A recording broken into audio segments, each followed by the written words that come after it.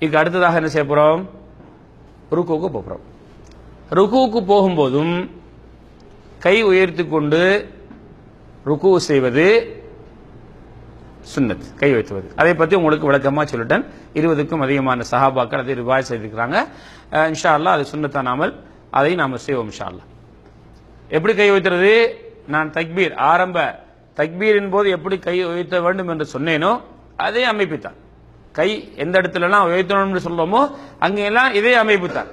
ஒன்று 2 தோள்பீயத்துக்கும் நேராக அல்லது காதுக்கு நேராக. சரியா? இப்ப நான் உங்களுக்கு அதை விளங்குவதற்காக நான் என்னுடைய திசையை மாற்றி கொடுக்கிறேன். இப்ப நாங்க ருக்கு செய்ய போறோம். எங்களுடைய 2 கைகளையும் ஒன்று தோள்பீயத்துக்கு நேராக உயர்த்தி கொண்டு அல்லது எங்களுடைய 2 காதுகளுக்கு நேராக உயர்த்தி கொண்டு அல்லாஹு அக்பர் என்று சொல்லி நாங்கள் ருக்குவுக்கு செல்ல வேண்டும். ருக்குவுக்கு செல்லும் போது ருக்குவில் நாம் இருக்கக்கூடிய முறையை பற்றி ஸல்லல்லாஹு அலைஹி வஸல்லம் அவர்கள் சொன்னார்கள். 2 கைகளையும் இந்த உள்ளங்கைகளையும் முட்டுக்காலை பிடித்துக் 2 உள்ளங்கைகளால் முட்டுக்காலை பிடித்துக் கொள்ள வேண்டும். எந்த அளவுக்கு என்றால் ஸல்லல்லாஹு அலைஹி வஸல்லம் ஒரு பொருளை பிடிப்பது போல, ஒரு பொருளை நம்ம பிடிச்சா என்ன செய்வோம்? கனமா பிடிப்போம் இல்லையா?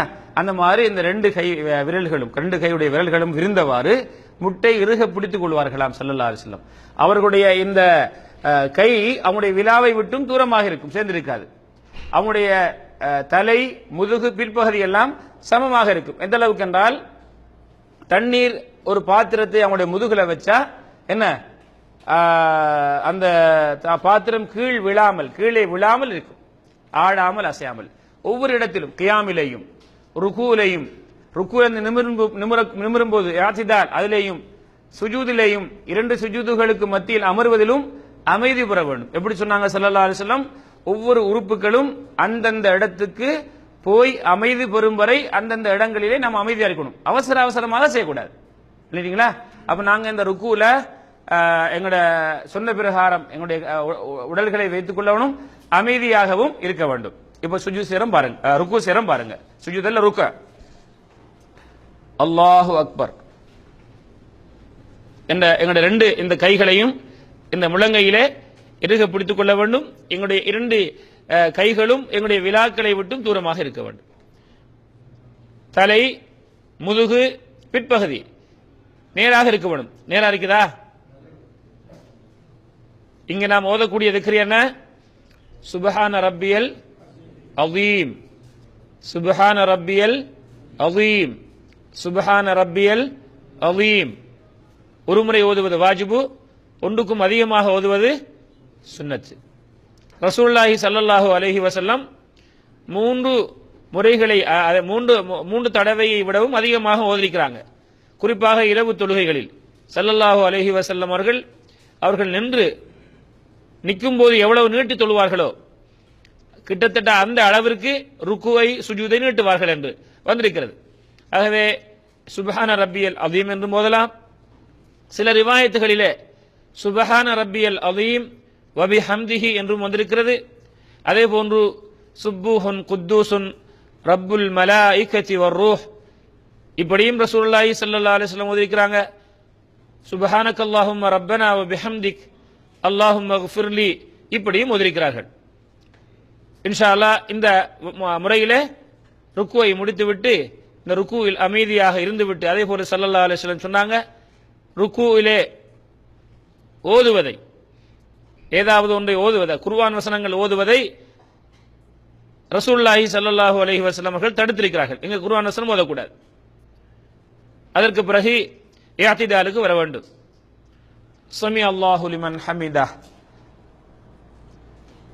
நம்முடைய 2 கைகளையும் முன்னால் சொன்ன பிரகாரம் உயர்த்தி கொண்டு சமி அல்லாஹு லிமன் ஹமிதா என்று சொன்னவாறு நாம் நிமிர வேண்டும்.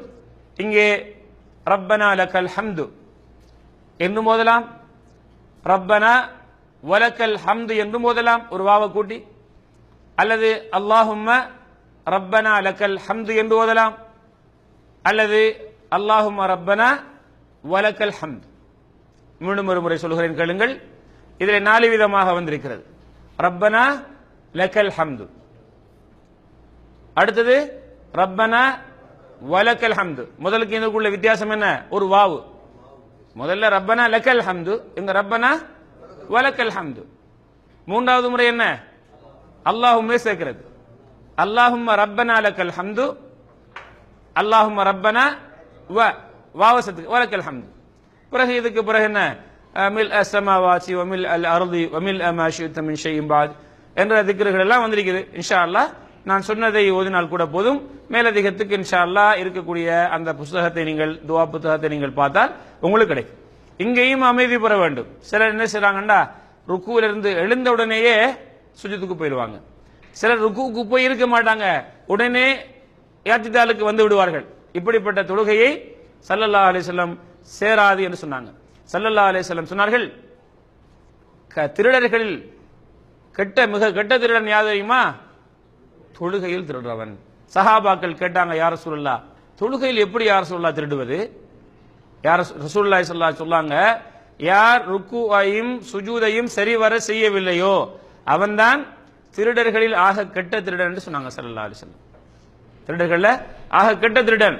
ஆகவே நாங்க என்ன செய்வோம்? தொழுகையில அமைதியா தொழுங்க, கொஞ்சம் குறைவா தொழுதாலும் பரவாயில்லை.